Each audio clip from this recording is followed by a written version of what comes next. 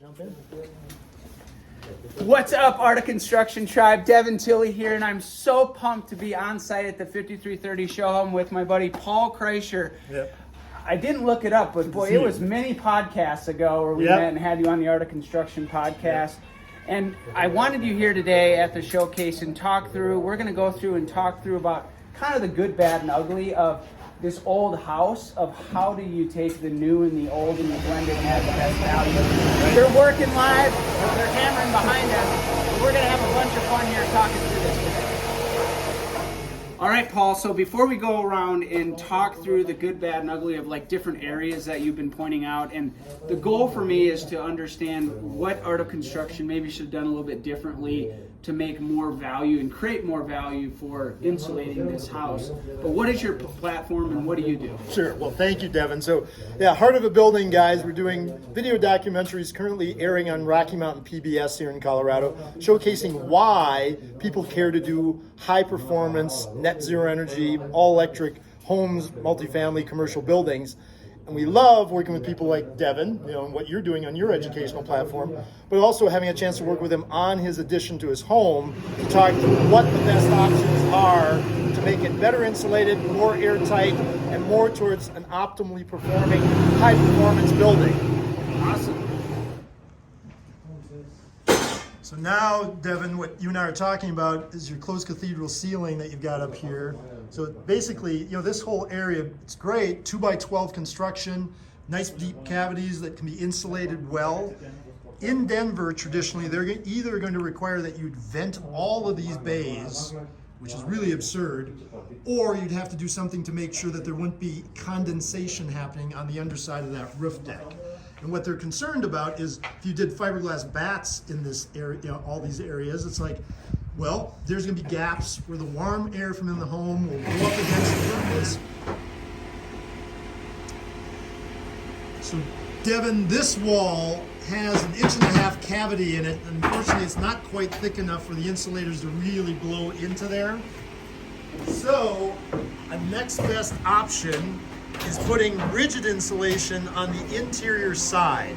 So 1.5 to 2 inches of polyisocyanuric foam, polyiso as it's referred to, that'll give you almost an R7 per inch. So you'll end up, if you do 1.5 inch, R11 on there, make a huge difference on these walls in making that a comfortable, more energy efficient space for your home. Well, Paul, I'm sure glad you brought that up, because on the floor here is the final cabinets for next week, is the final order. And if we're going to add 1.5 inches, or we also decide we're going to tile this wall, which adds that, if you're going to add 2 inches of thickness, you better make sure you accommodate all that stuff. And I think this is the part that's really important, that people spend so much time and money, and we're working with this amazing kitchen manufacturer, Von Mod, here locally. But if we don't set the stage properly to put a blanket on this wall, now you're covering it up, and then we go back after the fact and your team would say there's not a lot we can do here. Exactly. Right now we still can, and that's why we're doing these videos.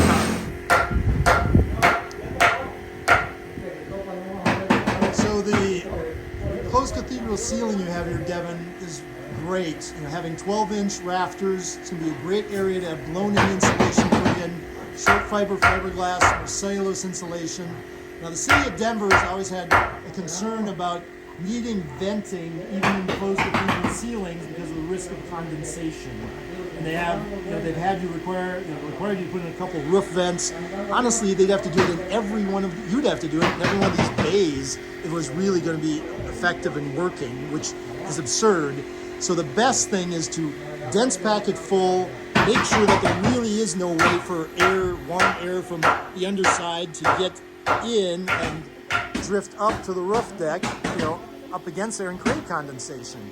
So that's what's going to be beautiful with that. People have done spray foam on the underside of that area. I don't see it as necessary in this case. I think you can do great building signs, have great insulation, dense packed fiberglass or cellulose in there, and it'll work beautifully without having to put spray foam on the underside of that roof deck. Awesome. Thanks, Paul.